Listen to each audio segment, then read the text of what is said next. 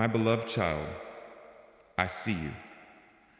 I see you looking ahead at the path, and then glancing with a panicked heart at the great distance between you and the others. You have been watching the flock move on. You see your peers, your friends, and even those who started this journey of faith long after you.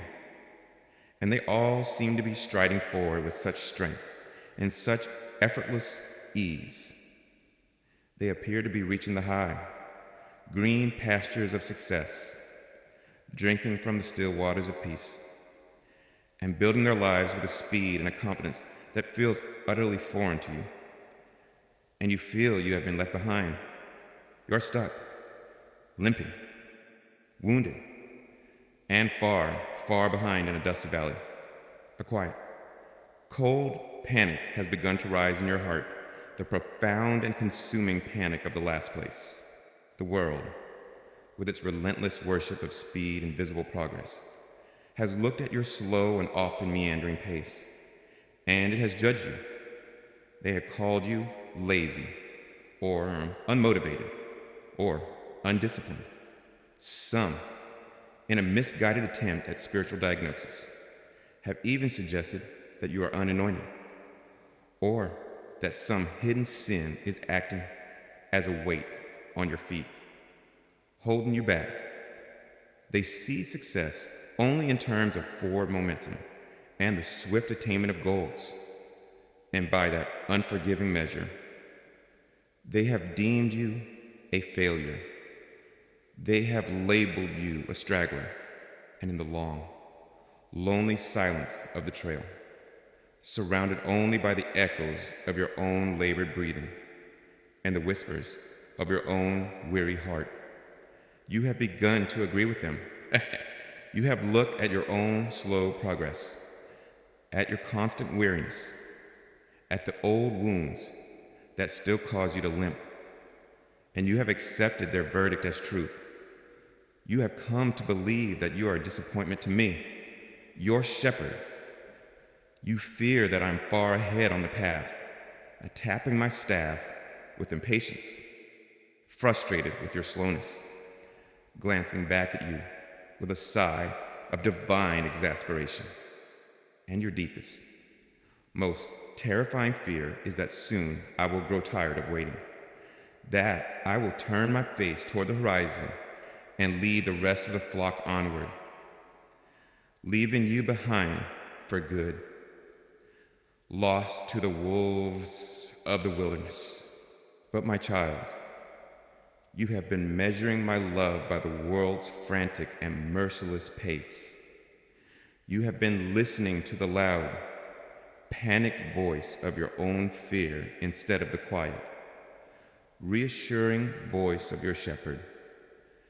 You felt that you were being left behind, but I must tell you a truth today that will calm your panicked heart and still your trembling soul. I was intentionally matching my own pace to yours. I have never been far ahead of you.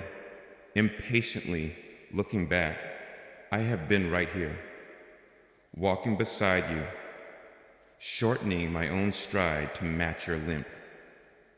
Every single step of the way, before you can fully receive the joy of this truth, I must first acknowledge the profound pain that has been caused by your perception of being left behind.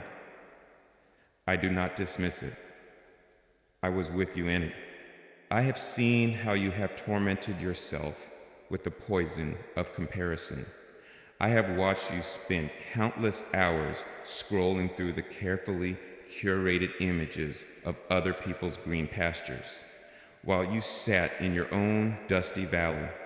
I saw how every picture of their family, their success, their joy, felt like a personal indictment of your own lack.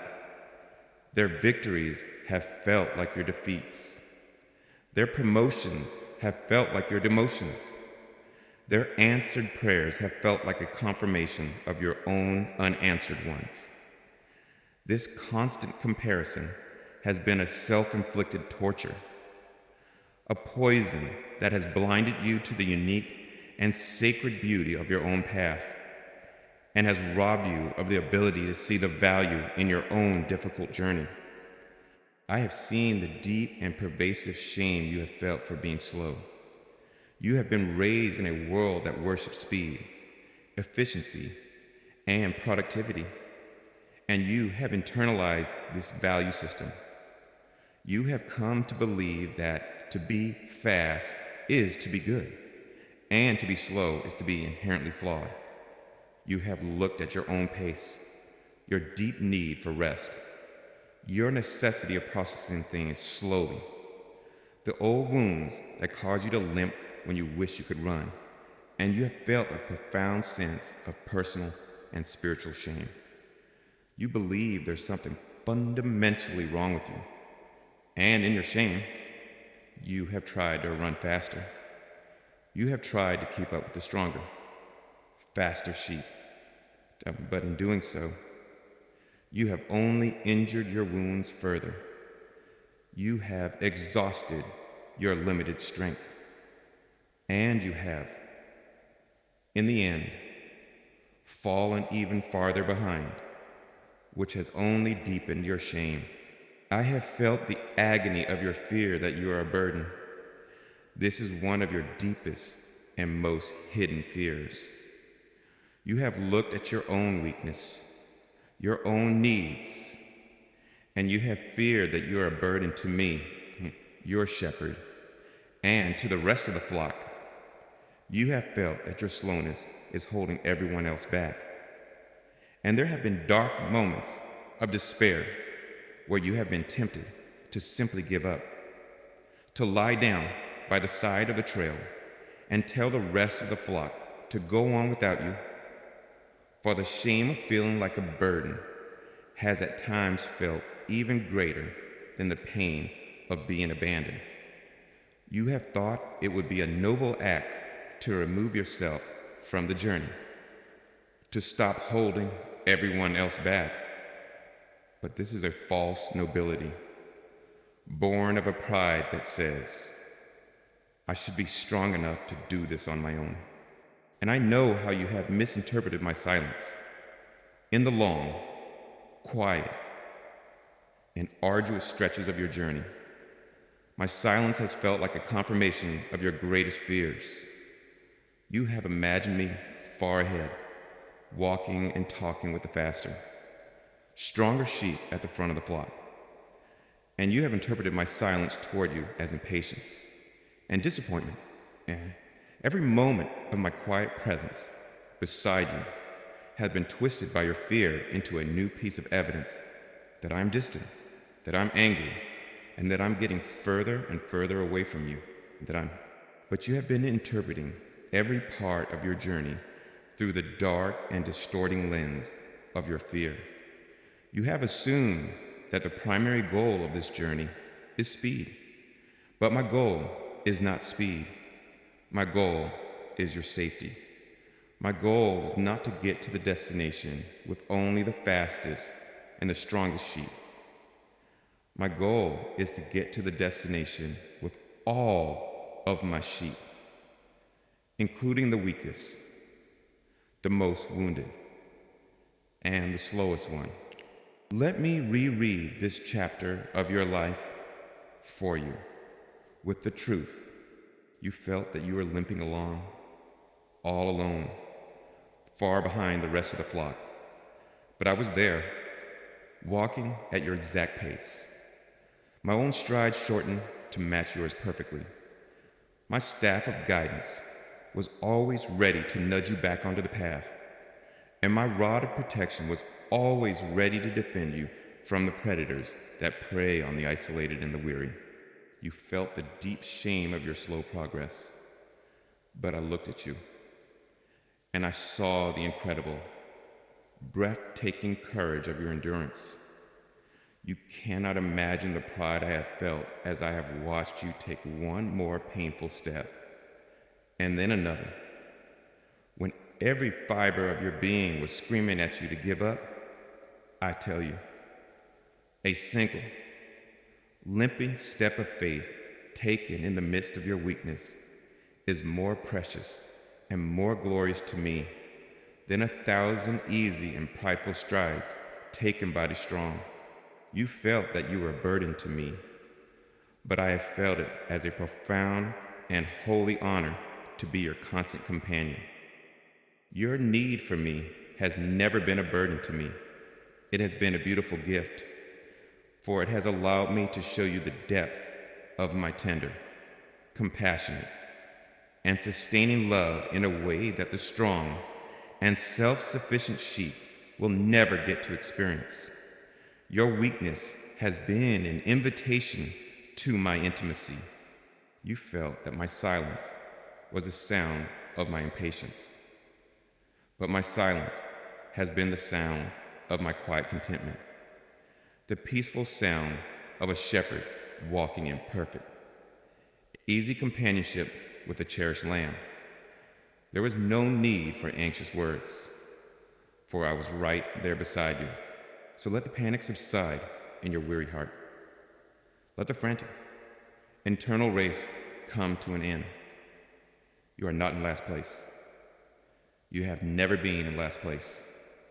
You have always been in the safest, most cherished, and most honored place of all right beside your shepherd. I have never rushed ahead of you. I have never looked back at you with impatience. I have been here, lovingly matching my pace to yours, all along. And I give you this unbreakable promise today, the promise that is the very foundation of my character. I will never, ever leave you behind. And now that you know with certainty that I have been walking with you, you must begin to understand the very heart of your shepherd. You must understand the divine principle that governs my pace, not just for you, but for the entire flock. You now understand the fundamental truth that has been hidden from you for so long. I have been walking with you, right by your side, precisely at your own pace, but to fully release you from the deep and pervasive shame of your slowness, to silence forever the nagging voice that tells you that you are a disappointment. You must understand that this is not a special exception I am making just for you. This is not me, the great God, condescending to a single, struggling soul. No, this is the very essence of my character. This is the fundamental, unchanging principle by which I lead my entire flock through the wilderness of this world. For I am not a detached king who sends his armies into battle from a distant palace. I am not a demanding coach who is only interested in the fastest and strongest runners. My deepest and truest identity in relation to you is this: I am the good shepherd. I know the models of leadership you have been shown by the world, and you have, perhaps without even realizing it, projected those flawed models onto me.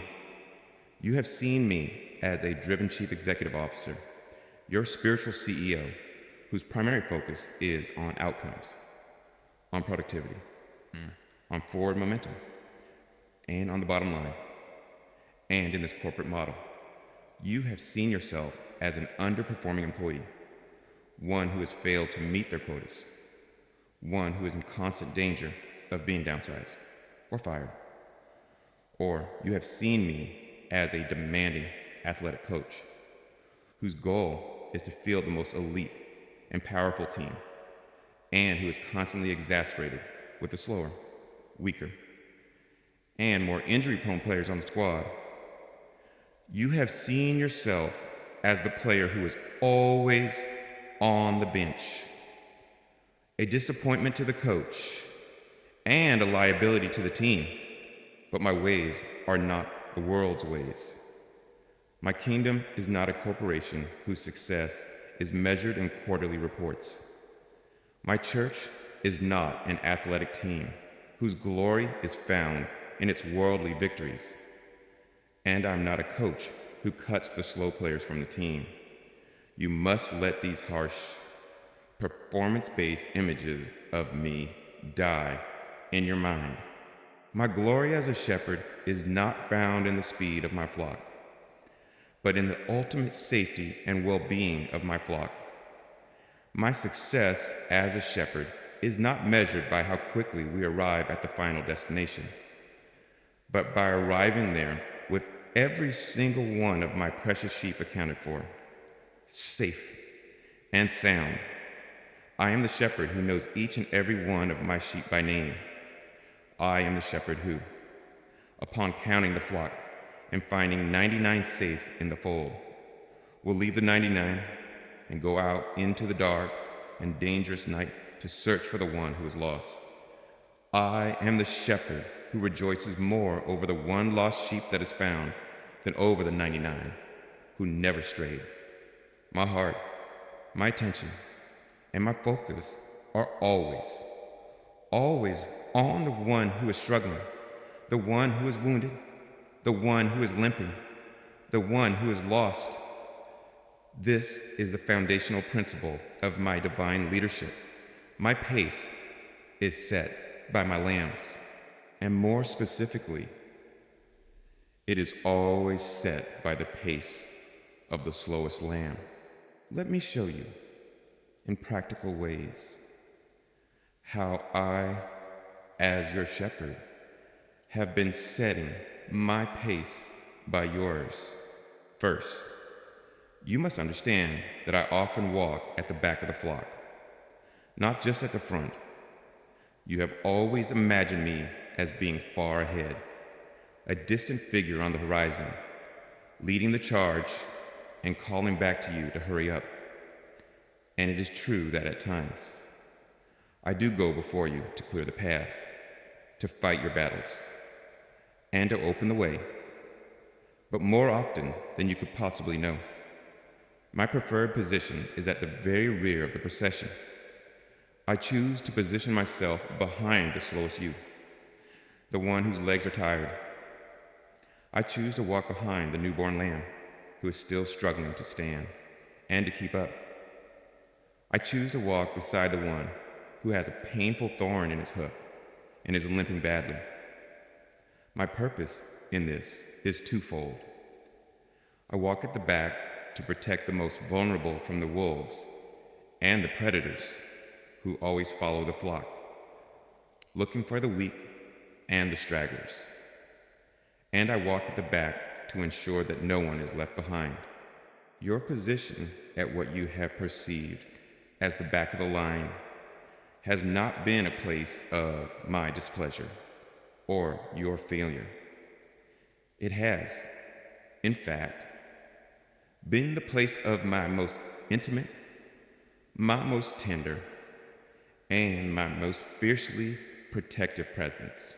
Second, it is my practice to initiate seasons of rest for the sake of the weary, the faster, stronger sheep in the flock, the ones who seem to live from victory to victory with boundless energy, could go on for days and weeks without stopping. And in their strength, they may even desire to press onward constantly. But I, the Good Shepherd, do not look only at the strong. I look upon my entire flock, and I see you, and others like you, who are worried to the bone, who feel you cannot go on another day. And because of my deep, tender love for you, I will often call a halt for the entire flock. I will lead everyone into a green pasture, and I will make them lie down by still waters. The stronger sheep may grow impatient in these times. They may not understand the reason for the delay, but I understand. The entire flock is now resting because you, my weary one, needed to rest. I will not move the flock forward again until your soul has been restored, until your strength has been renewed. The long seasons of stillness and waiting in your life, the times you have felt that all progress has stopped, have not just been for your own private training. They have often been my public act of grace, a divinely enforced season of rest that I have called for the entire body, for the sake of its most tired and weary members. You were not holding the flock back. You were the very reason the flock was given the gift of rest. Third, I often adjust the entire route for the sake of the wounded. My divine map contains many different paths that lead to the final, glorious destination.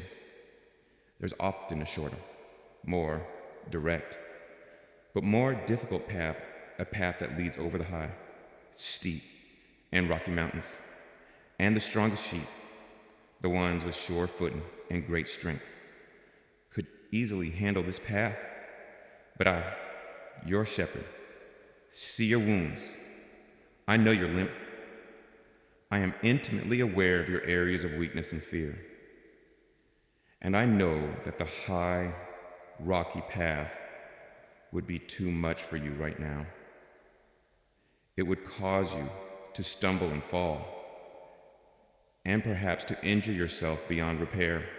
So, for your sake, I will often choose a different route for the entire flock. We will not take the high, hard road. We will take the longer, more winding path through the valley, where the ground is softer, where the grass is greener, and where the streams are more plentiful. The world, with its obsession with efficiency, would call this a foolish and inefficient detour, but I call it love. My primary goal is not efficiency. It is the ultimate well-being of every single one of my sheep. And I will always choose the path that ensures I can bring everyone, including my most wounded lamb, home safely. And finally, there are times when I carry the lambs who cannot walk at all. There have been moments in your journey, moments of utter collapse, when your weariness and your wounds have been so great that you could not even limp another step. In those moments, when you have fallen by the side of the trail and have whispered, "I am done. I cannot move," you have not held up the flock. You have not been left behind. For in those moments, I, your shepherd, have done what any good shepherd does for a lamb he loves. I have stooped down with a father's tenderness. I have gently gathered you into my own strong, loving arms, and I have carried you. You may have been asleep in my arms, lost in a slumber of grief and exhaustion, completely unaware that the journey was still continuing. But you did not lose any ground. You did not fall behind, for you were moving forward with my strength, not your own. So I'm calling you today to release yourself from the terrible, ungodly pressure you have placed upon yourself to keep up. The race is not yours to run alone. You do not have to keep up with me. I am committed to keeping up with you. You do not have to worry about the pace. I am the one who sets the pace. Your only job is to stay close to me, to listen for my voice, and to trust that my pace for you is born of a perfect wisdom and an infinite, tender love. You are not a liability to my flock. You are the very reason that my flock moves with such grace, such patience, and such tender care. Your weakness has not been a source of my frustration. It has been the very thing that has brought forth my greatest tenderness and my most watchful care as your shepherd. So be at peace. The Good Shepherd has never lost a single sheep, and I will not start with you. And now that you understand the tender heart of your shepherd, we must speak of the deep and specific work that I have been doing in you during the slower, more deliberate journey You now understand with a settled peace that I, your good shepherd, have been walking with you at your own pace, never rushing ahead, never leaving you behind. My heart and my leadership are for the safety and well-being of every single one of my lambs. But this truth, I know, leads you to a deeper, more personal question. You look at your own journey and you ask me, but Father, why has my pace been so slow? Why have I been the one who is limping, the one who is weary, the one who requires a slower journey, while others seem to run with such ease and strength? You have looked at your own slowness not just as a fact, but as a fundamental flaw, a spiritual weakness, a source of deep and abiding shame. I want to reveal to you today that your slower pace has not been a sign of your deficiency. It has been a necessary requirement for your profound destiny. You have been undergoing a slower, deeper, and more intricate work in your soul than many others. I know how the slowness has frustrated you. You live in a world that worships and idolizes speed above all else. It is a world of fast food, of instant communication, of overnight success stories, and you have, in your heart, longed for me to be a fast God. You have prayed for instant healing, for sudden breakthrough, for overnight maturity. The slow, organic, patient, and often imperceptible nature of my work in you has been a great and severe trial to your faith and to your patience. But I'm not the God of the microwave oven who produces something hot and fast, but ultimately lacking in deep flavor and true nourishment. I am the God of the great vineyard, who knows that the finest wine requires a long and patient process of growth, of crushing, and of aging in a dark and quiet cellar.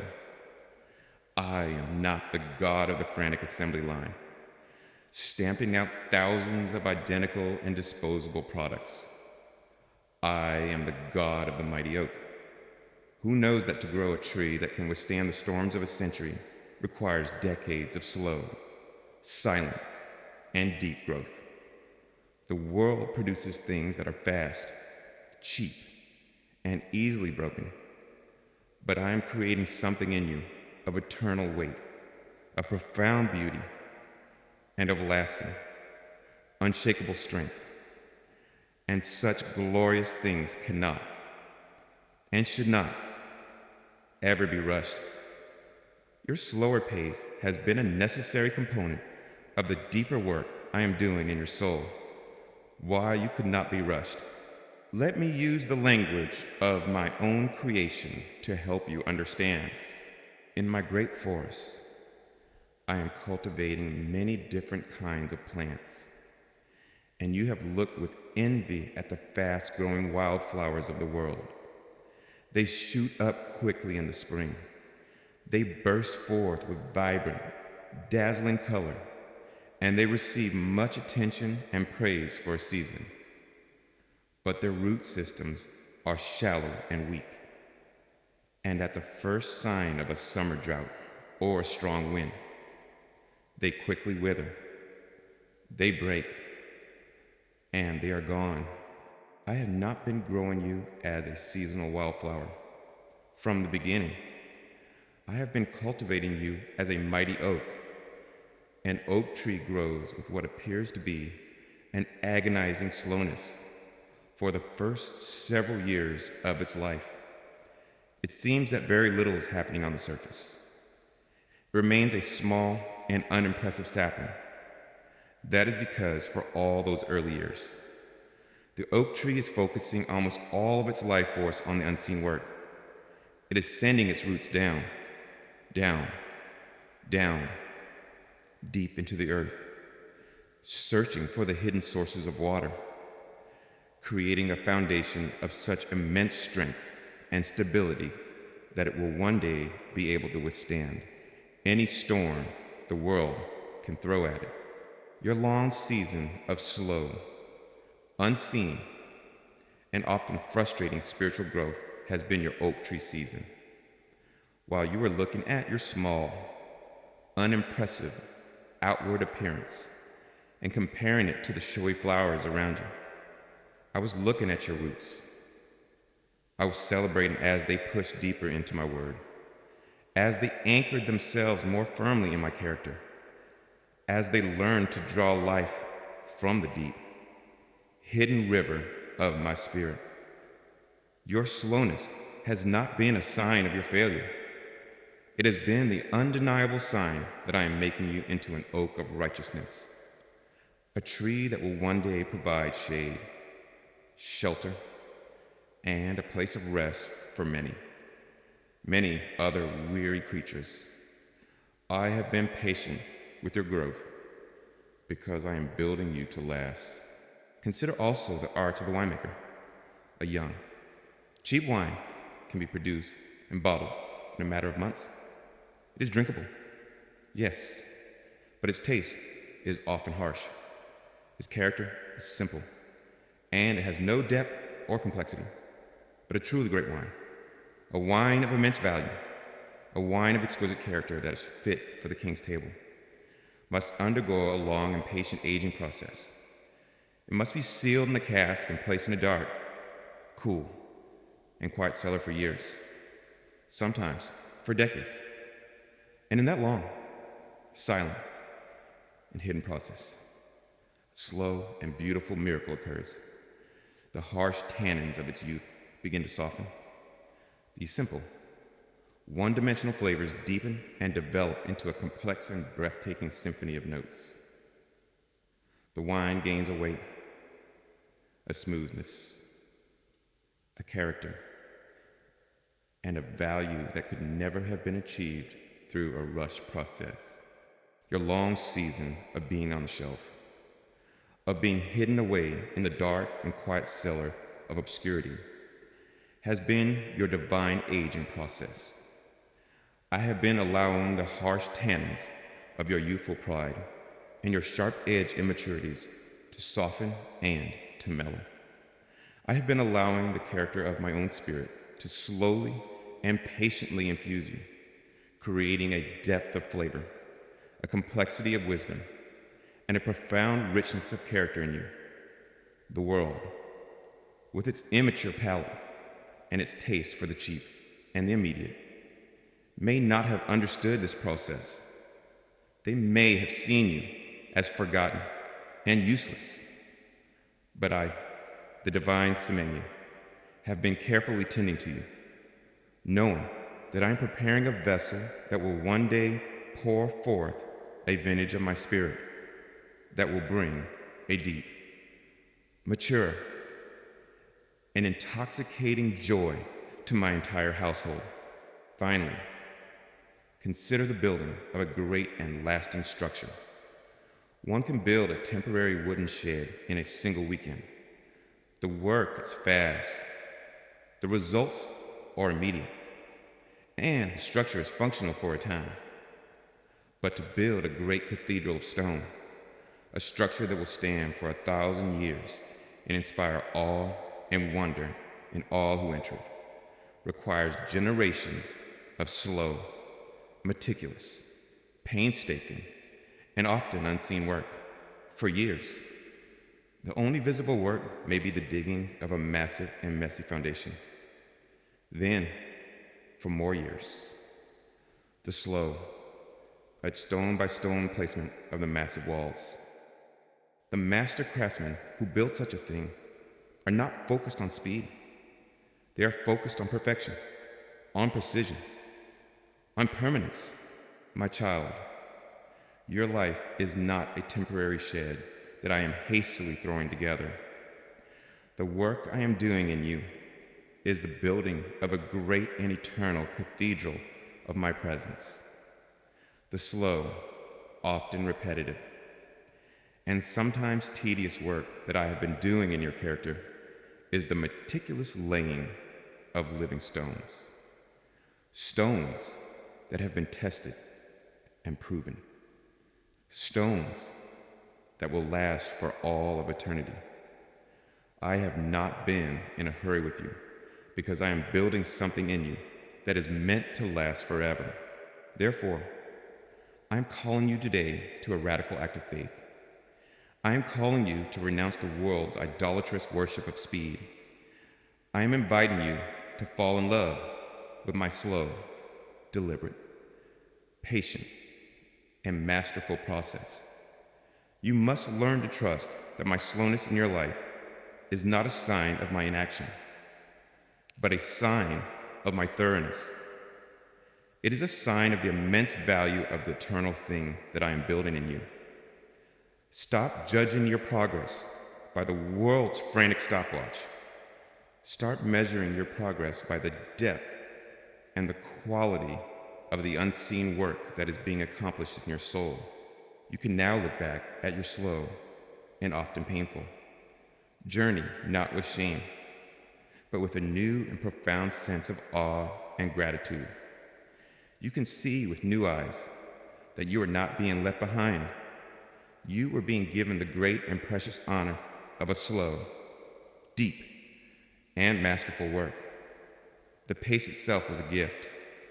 It was a sign of your great and lasting destiny.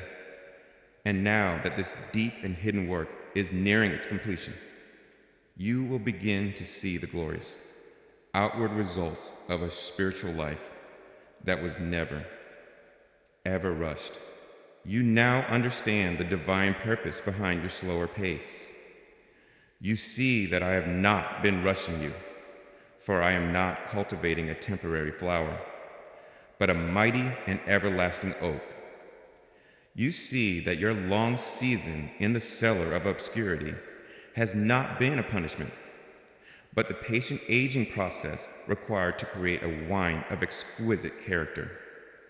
You understand that I, the master architect, have been taking my time with you because I am building a great and eternal cathedral with your life. The slowness has been a sign of your value, not a sign of your failure. But the purpose of this slower journey was not just about the final, glorious product. The journey itself, the very act of walking slowly with me through the wilderness, has bestowed upon you certain priceless and unique treasures. Treasures that can only be found by those who are not in a hurry to reach the destination. We must now speak of the incredible riches you have gathered along your path. We must speak of the treasures seen only by the slow. I know how you have perceived your journey. You have looked at your slow pace as a great and tragic liability. You have believed that because you were moving so slowly, you have missed out on so much. You see the fast-paced lives of others, and you assume that they are gathering more experiences, more blessings, more relationships, more victories. You look at your own life with its long seasons of stillness and its quiet, meandering path, and you have seen it as a life of missed opportunities and ungathered treasures. But, my child, you have been counting the wrong currency. You have been looking for the wrong kind of treasure. The swift in my flock, while they may arrive at certain earthly destinations more quickly, often miss the subtle, profound, and most precious beauty of the journey itself. Their eyes are fixed on the horizon, on the next goal, on the next mountain to be conquered, and in their hurry, they trample over the very treasures I have scattered along the path. But you, because of your slower, more deliberate, and often painful pace, have been given the gift of a different kind of sight. You have had the time, and indeed the necessity, to look down, to notice the small things, to bend low and to gather the hidden treasures that the hurried and the strong always miss. Let us look at the beautiful treasures you have found. First, You have found the priceless treasure of deep empathy because you have spent so much time in the valley of your own weakness, your own pain, and your own confusion. You have learned its terrain with a sorrowful intimacy. The swift, who only pass through the valley as quickly as possible, holding their breath until they reach the next sunny peak, get only a fleeting, theoretical glimpse of it. But you, my child, have lived there. You have made your camp there. You have learned its shadows and its streams. As a result of this long residence in the land of suffering, you have developed a deep, authentic, and profoundly powerful empathy for other suffering souls that is a rare and priceless treasure. When you now sit with another person who is hurting, you are not a well-meaning tourist, offering them cheap platitudes and easy answers from a travel guide. You are a fellow resident of the valley. You speak their native language of pain, and you can offer them the quiet, powerful, and deeply healing comfort of true understanding. You can sit with them in their silence without needing to fix them, for you have learned the comfort of my silent presence in your own. This incredible gift of empathy, a gift you would never have gained on a faster, easier path, will now become one of your greatest and most effective tools of ministry. You will be a healer of hearts because your own heart has been so deeply broken. Second, you have found the beautiful treasure of noticing small miracles. The hurried and the strong are often looking for the great, spectacular, burning bush miracles. Their eyes are constantly scanning the heavens for parted seas, for toppled walls, for fire from the sky, and in their desperate search for the spectacular, they miss the thousands of small, quiet, intimate miracles that I perform for my beloveds every single day. But you, in your slowness, in your desperation, have learned to see them. You have had the time and the need to notice the single butterfly that landed on your hand in a moment of utter despair. A tiny, fleeting messenger of my beauty and my presence.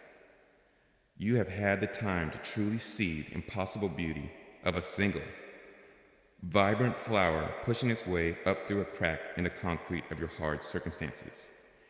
Because you were not enjoying a great feast. You learn to recognize and give thanks for the miracle of my daily manna, the small provision that appeared just in time, every single time. Your life may not be a testament to a few great, loud miracles, but it has become a testament to a million small, intimate, whisper-soft miracles. And this has woven a faith in you that is far richer, more personal, and more beautiful than a faith that is built only on the spectacular. Third, you have found the most precious treasure of all, a deeper and more authentic intimacy with me. The swift and successful often have a relationship with me that is based on activity, on service, on performance. They talk to me as they are running from one great work to another. It is a real relationship, but it is often a hurried and functional one. But you, in your forced stillness, in your inability to do great things for me, have been given the opportunity to learn a different and far deeper kind of intimacy. You have learned to simply be with me. You have learned to sit in the silence with your shepherd without needing a great agenda or a long list of requests. You have learned the profound and soul-satisfying comfort of my quiet, loving companionship, because you are not distracted by the noise of great success. You learned to hear my whisper, because you are not busy performing for crowds. You learned to be your true, authentic, and broken self with me. The profound, unbreakable intimacy you have forged with me in your slow, quiet, and hidden journey is deeper, more resilient, and more precious to me than the loud, activity-based relationship that many others have. You have learned not just to be my servant, you have become my cherished and trusted friend. And finally, you have acquired the rare and beautiful treasure of unshakable patience. Patience is not a virtue that can be learned in a hurry. It cannot be acquired in a weekend seminar. It is a precious and powerful fruit of the Spirit that grows only on the slow-growing tree of endurance. You have learned, through long and painful practice, how to wait. You now possess a supernatural capacity for patience that is a profound gift to this frantic, impatient world. You will not be easily shaken by delays. You will not be thrown into a panic by circumstances that are outside your control. You will become a quiet, calming, and non-anxious presence to the anxious and hurried souls around you. This deep, settled patience is a fruit that has grown in your soul only because of the long, slow, and often frustrating season you have endured. Therefore, I'm calling you now to a radical reevaluation of your own life. You must stop seeing yourself as poor in experience, as lacking in blessing, as one who has missed out. You must begin to see yourself as I see you. And you must begin to count your wealth according to my value system.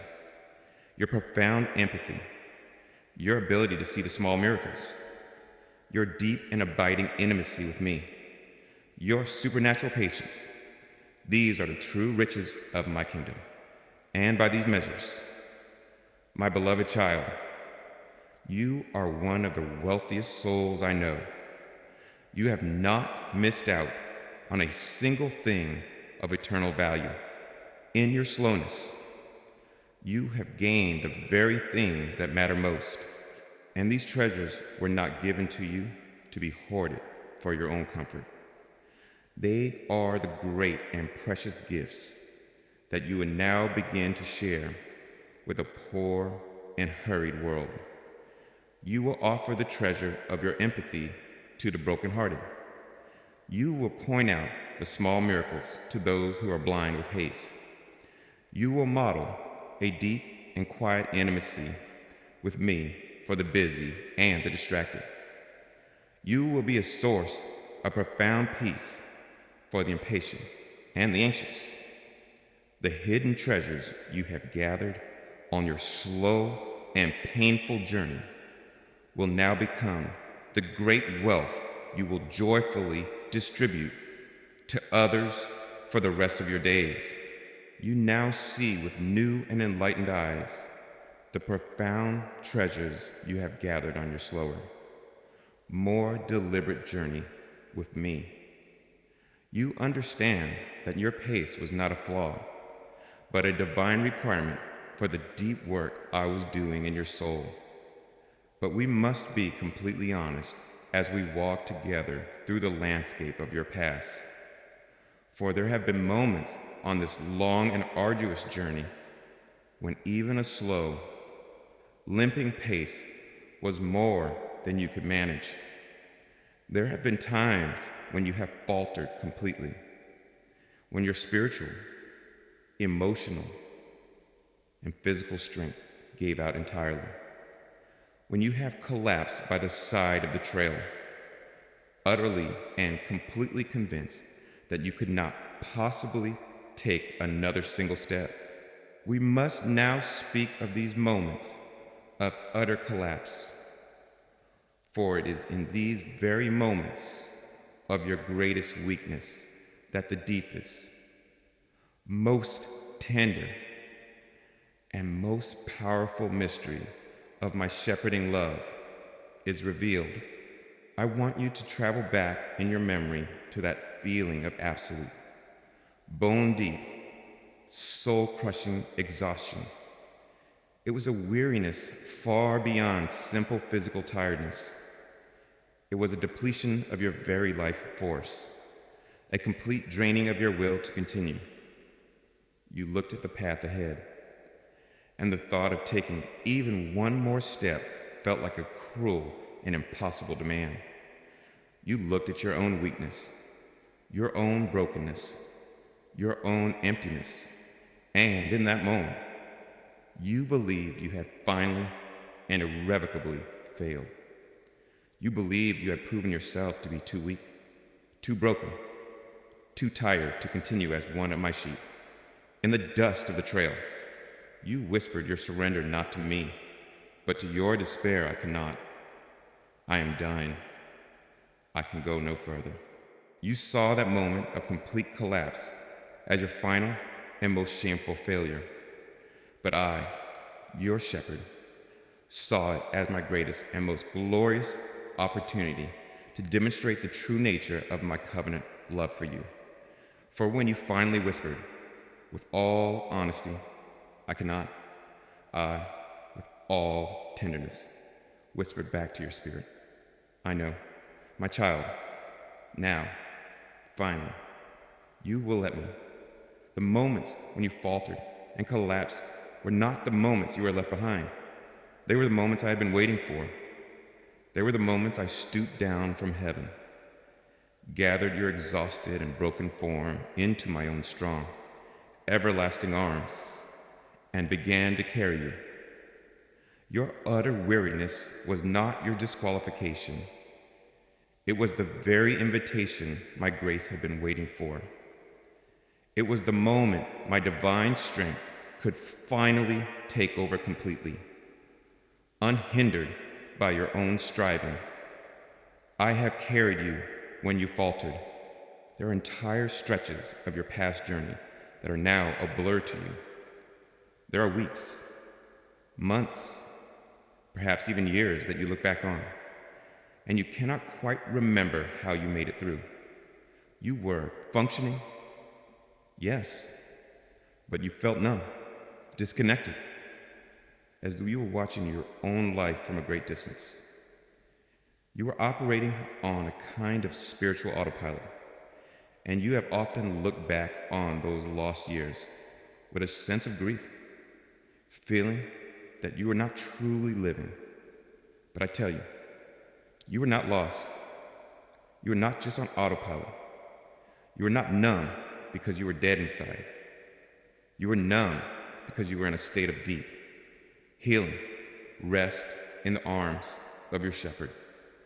I was carrying you through the darkest and most treacherous part of the valley, and to protect your heart from a pain that would have been too great to bear. I allowed your soul to enter a state of holy rest. You were not fully conscious of the journey in those times because you were not walking on your own 2 feet. You were being carried. And how did this divine carrying manifest in your practical, daily life? It was subtle, but it was real. It manifested in the unexplainable surge of strength that allowed you to get out of bed on the morning after the great tragedy, when every fiber of your being wanted to surrender to the darkness. It manifested in the sudden, clear, logical thought that came to you in a moment of overwhelming panic. A single, practical thought that showed you the very next simple step you needed to take. It manifested in your inexplicable ability to go to work, to care for your children, to perform the necessary tasks of life. When your emotional world had completely fallen apart and you felt utterly paralyzed, my child, that was not your own willpower. That was not your own hidden reserve of resilience. That was my strength, operating your limbs when they had no power of their own. That was my mind, thinking a clear thought through your mind when your own was clouded with grief. That was my life. Breathing through your lungs when you felt you could no longer breathe. I became your willpower. I became your resilience. I became your very life force. And when a shepherd carries a lamb, he also ensures that it is fed and watered. During these long seasons, when you were being carried, when you were too weak and too disoriented to even seek me for yourself, I brought your spiritual sustenance to you. It came in the form of a timely phone call from a friend, who would later say, "I don't know why. I just suddenly had to call you, but I knew why." It came in the form of a verse of scripture that seemed to leap out at you from a random source. A billboard, a song on the radio, a post on the internet. It came as a moment of unexpected, breathtaking beauty in nature that briefly lifted your spirit and reminded you that there was still beauty in the world. These were not accidents. These were not coincidences. These were me, your loving shepherd, kneeling down to tenderly bring a small sip of living water and a nourishing morsel of my bread of life to the exhausted lamb I was carrying in my arms. I was sustaining you, moment by moment, even when you were unaware of my provision. You have felt, at times, a deep shame over these seasons of your great weakness, but I'm calling you to see them in a new light. These have been the seasons of our greatest and most profound intimacy, for it is one thing to walk beside me, holding in my hand. It is another thing entirely to be held in my arms, to have your weary head resting against my chest, to feel the steady, powerful, and loving rhythm of my own eternal heartbeat. In your absolute weakness, you experience a level of complete dependence, of utter security, and of tender intimacy that the strong, the capable, and the self-sufficient can never, ever know. To be carried by me is not a sign of your failure. It is a great and holy privilege, reserved for those who have finally come to the blessed end of themselves. Therefore, you must stop seeing your moments of collapse as your moments of greatest failure. They were, in fact, your moments of greatest grace. They were the moments you finally and completely stopped trying to be strong for me, and you allowed me, for the first time, to be truly and completely strong for you. Your weakness is not your shame. It is the open and undefended doorway through which my divine power enters your life most fully and most gloriously. This is my unbreakable covenant promise to you, my weary lamb. Whenever you falter, I will be there.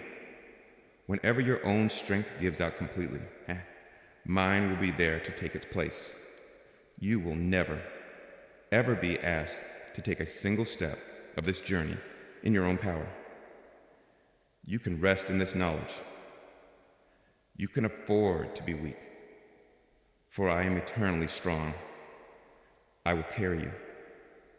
I will sustain you, and I will bring you safely all the way home. There will never be a moment when you are left behind. And now that you know that I will always match your pace, and that I will even carry you when you have no pace at all, we must speak of the glorious purpose of your unique, slow, and often carried journey. My beloved, you now understand the heart of your shepherd with a new and profound intimacy. You know that I have been walking with you at your own pace, that I have carried you when you have faltered, and that your slower journey has allowed you to gather rare and precious treasures that are unseen by the swift. You have made peace with your own path, but you must understand that this entire journey, this long and often painful process, was never just about you and your own personal healing and growth. The deep, private work I have done in your soul is now complete, and it was all done in preparation for a glorious and beautiful public purpose to be revealed. Your season of feeling like alone, isolated, and forgotten straggler is now officially over.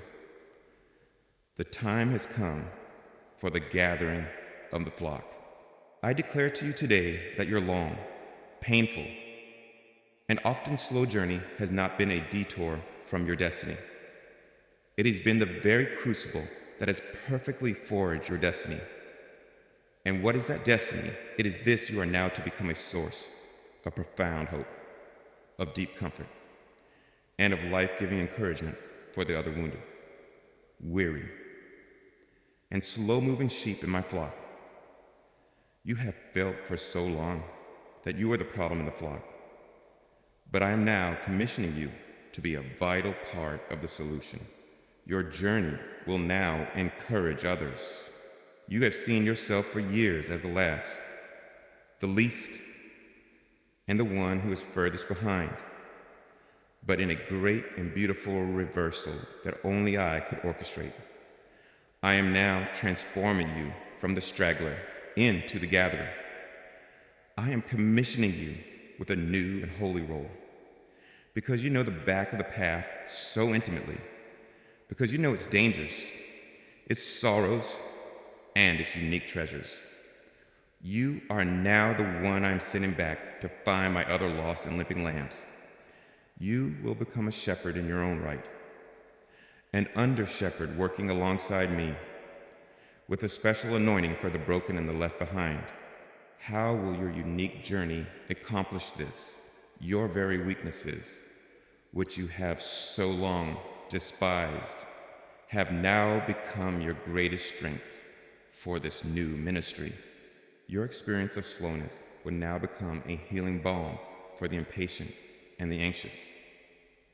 In my flock, you will constantly encounter those who are frantic, who are striving, who are terrified that they are not moving fast enough, that they are falling behind my schedule for them. And you, my child, will be able to speak to their anxious souls with a deep, quiet, and profound authority that no one who has had an easy journey can possess. You will not offer them cheap platitudes about patience. You will offer them your own story.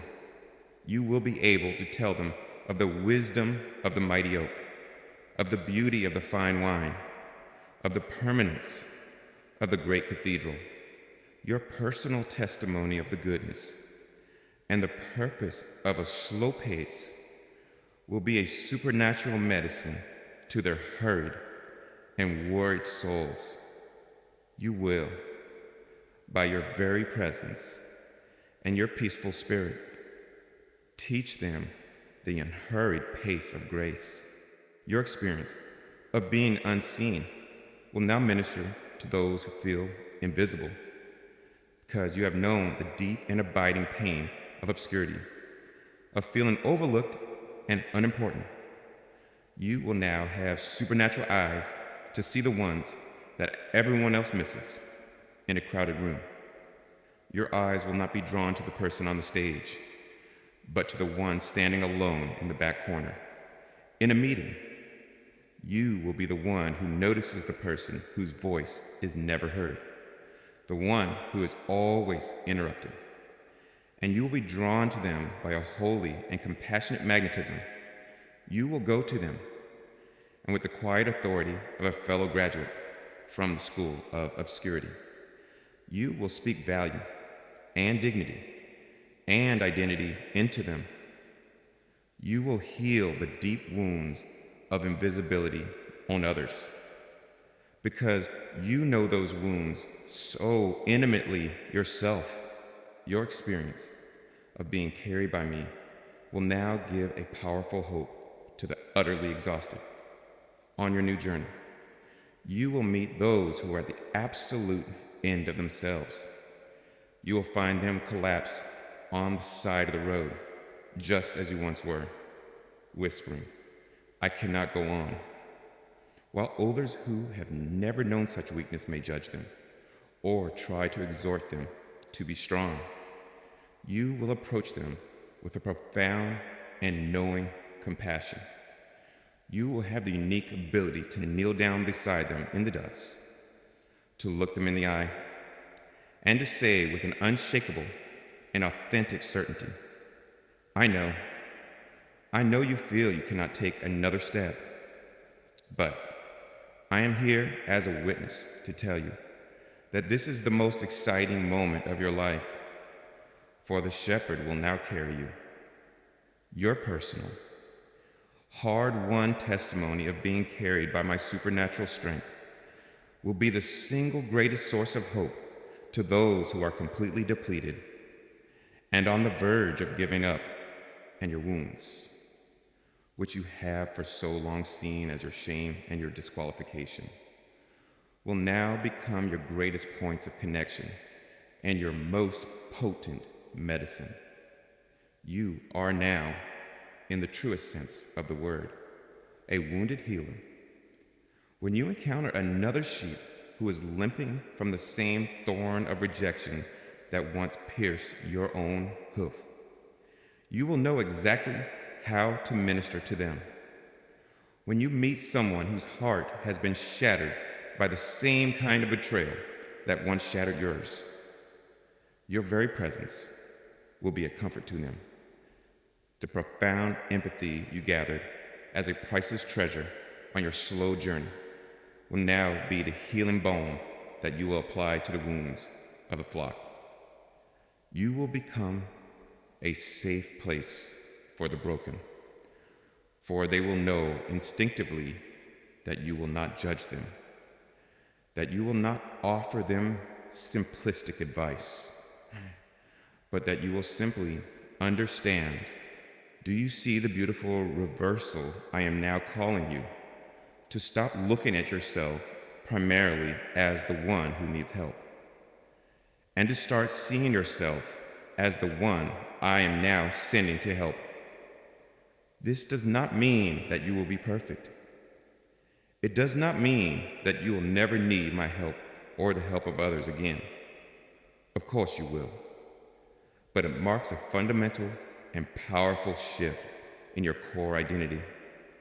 You are moving from being primarily a patient in my spiritual hospital to becoming a skilled and compassionate physician who now walks its halls, looking for others to heal. The pain of your journey is now being fully redeemed as it is being transformed into the purpose of your journey. I tell you the truth, there's no greater joy in all of creation than the joy of being used by me to bring my comfort, my healing, and my hope to another suffering soul.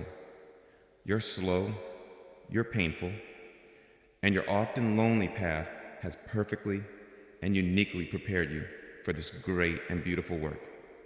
You were never being left behind. You were being trained to be my rear guard. You were being equipped to be my gatherer of the lost. You were being commissioned to be my comforter of the brokenhearted. Your new journey, your journey of purpose, is about to begin. You have now received your new and holy commission. You understand that your long, slow, and often painful journey has perfectly equipped you to be a gatherer of my flock, a comforter of the broken, and a wounded healer in your own right. But to fulfill this beautiful new purpose that I have for you, to minister effectively from the deep well of your own experience, you must first learn to walk in a new way yourself. You must learn to live every day in a state of freedom from the very anxieties and pressures that you will now be healing in others. Before you can teach others my pace, you must first learn to walk in it yourself. We must now speak of the sacred and liberating art of walking at the pace of grace. For so long, your life has been a frantic, breathless, and exhausting race. You have been racing against the invisible clock of your own expectations. You have been racing against the perceived progress of your peers. And you have been racing against your own deep, nagging sense of inadequacy. You have been driven by the harsh and relentless whip of the words should and must. I should be further along by now. I must keep up. This constant, internal striving has stolen your peace. It has robbed you of the joy of your own unique journey. And it has left you in a state of perpetual, low-grade exhaustion. But the kingdom of heaven, the spiritual reality you now inhabit and are called to represent, does not operate on the frantic, anxious, and competitive rhythm of this fallen world. My kingdom operates on the deep, steady, powerful, and unhurried rhythm of grace. I am not a frantic God. I am never in a hurry. And I am inviting you now to learn my pace, to consciously and deliberately align your own spiritual heartbeat with mine. This is the great and final lesson of your long journey. This is the end of your striving and the beginning of your deep, restful trust. How do you learn to walk at this new pace? It requires the practice of several new and holy disciplines. First, and most importantly, you must learn the discipline of staying on your own mat, the primary source of your past anxiety. Your feeling of being behind has been the sin of comparison. You have spent far too much of your precious energy looking at the paths of others. I am now calling you to a holy and liberating discipline. Imagine that every person's unique journey with me is like a yoga mat, laid out on the floor of a great studio. It has its own unique length, its own color, its own texture. My instruction to you is simple. Stay on your own mat. Your job is to focus only on the stretching, the breathing, and the communion with me that is happening on your mat. You are to lovingly, but firmly, avert your eyes from the mats of others. Their journey is not your journey. The speed of their progress has absolutely no bearing on the validity of yours. Their blessings are not your blessings. Their trials are not your trials. Their path is a sacred and private conversation between them and me, just as yours is between you and me. When you feel the old, powerful temptation to look over and compare your posture to theirs, you must gently but firmly bring your focus back to your own mat. This is where your peace is. This is where your joy is. This is where I am. Freedom begins the moment you stop racing against others and start walking with me. Second, you must learn the profound and life-altering practice of one day at a time. Your anxiety has been fueled not by the pressures of today, but by your attempt to carry the imaginary weight of your entire future all at once. You're trying to figure out the next 5 years, the next 10 years, but I have not given you the grace for the next 5 years. I have only given you the grace for today. Remember how my son taught you to pray? He did not say, "Give us this year our yearly bread." He said, "Give us this day our daily bread."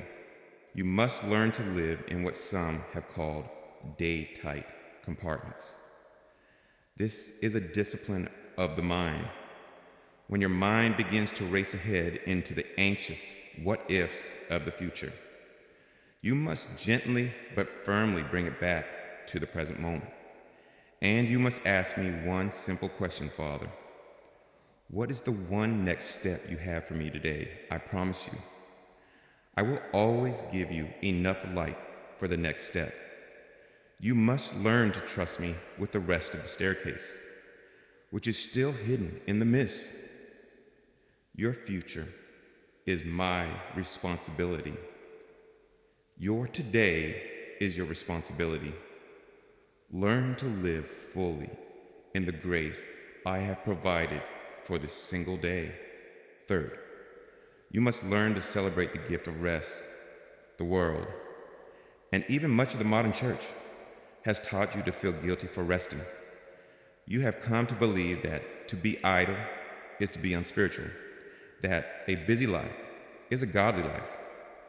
But this is a lie from the pit of hell, designed to burn out my most faithful servants. I am the Lord of the Sabbath. I myself, after the great work of creation, rested on the seventh day. Rest is not a sign of laziness. It is a profound act of faith.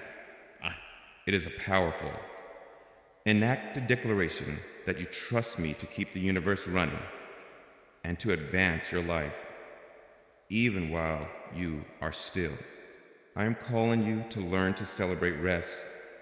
You must schedule it into your life. You must protect it fiercely from the demands of the world. And when you are resting, you must be fully and guiltlessly at rest. Do not spend your Sabbath thinking about the work of the other 6 days. It is a holy time. It is a time for delight, for worship, for family, for the quiet and joyful replenishment of your soul. It is an essential and non-negotiable part of walking at the pace of grace. And finally, to walk at my pace, you must learn the holy and powerful art of saying no, because you have failed so far behind for so long. You have been tempted to say yes to every single opportunity that comes your way, hoping that it will be the one that will help you catch up. And this has left you overcommitted, exhausted, scattered, and ineffective. Learning to walk at the pace of grace requires you to learn to say a frequent and spirit-led no. You must learn to say no to many good opportunities so that you will have the strength and the focus to say yes to the few, truly great opportunities that I have ordained for you. You must trust that my perfect plan for your life does not require you to be a part of everything. Your strategic no to the things that are outside of my specific will for you is just as spiritual and just as important as your obedient yes to the things that are. As you begin to practice these simple but life-altering disciplines, a strange and beautiful power will begin to operate in your life. By choosing to slow down, you will paradoxically accomplish more of what truly and eternally matters. By choosing to rest, you will find you have more strength and more creativity. By choosing to say no to the good, you will find yourself walking in the center of the great. This is the beautiful, upside-down logic of my kingdom. Your life will no longer be a frantic, breathless race against an imaginary clock. It will become a peaceful, powerful, and deeply joyful walk with your shepherd through the beautiful pastures of his unmerited grace. And so, my beloved, who now walks beside me at a new and holy pace, your long and arduous training is now complete. You have come to the end of this journey of instruction. From the deep panic of feeling left behind, you have come to understand the tender heart of your shepherd. You have seen the hidden treasures that were gathered on your slow journey. You have known the profound intimacy of being carried when you could not walk. You have received your new commission to be a comforter to others. And you now have the practical instructions for how to walk in this new, unhurried rhythm of grace for the rest of your days. The race is over. The striving has ceased. The walk of grace has begun. I want you to imagine us now, walking together, hand in hand, through a beautiful, sunlit pasture. The air is warm and still. The path ahead is clear. There's no hurry. There's no pressure. There's only the quiet joy of our companionship. This, my child, is your new normal. This is the reality I have purchased for you. It is the life I have so patiently and lovingly prepared you for. Walk with me now. Let us enjoy the journey together, for I promise you, we have all the time in the world